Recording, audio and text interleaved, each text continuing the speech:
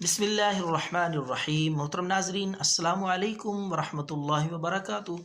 नाजरीन, छोटा सा सादा सा नुस्खा पेश खिदमत है उन हजरात के लिए जो ख़ारिश का इलाज कर कर के थक चुके हैं, ख़ारिश जान नहीं छोड़ती, तो ये देसी नुस्खा ज़रूर आजमाएं।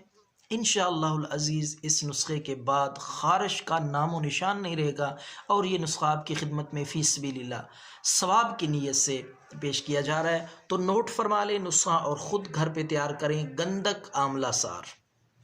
गंधक आंवला सार हर पिंसार स्टोर से आपको बआसानी मिल जाएगी।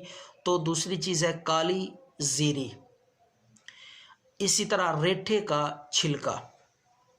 रेठे के आपको मिल जाएंगे वो छोटे छोटे फल, तो उसमें से आपने बीज और गुठली निकाल देनी है। छिलके का वज़न आपने लेना है बराबर मिक़दार में, यानी गंधक आंवला सार, काली जीरी और रेठे का छिलका, ये तीनों चीज़ें बराबर बराबर मिक़दार में ले लें। 50-50 ग्राम ले लें तीनों चीज़ें। तो इनको अच्छी तरह आप कूट के बारीक पाउडर बना लें, ग्राइंड कर लें या कपड़ छान कर लें। तो बारीक सफ़ूफ और पाउडर जो है वो 1000 मिलीग्राम के आप कैप्सूल ले लें, खाली कैप्सूल, उनमें ये सफ़ूफ और पाउडर भर लें। तो सुबह, दोपहर और शाम को ये इस्तेमाल करें।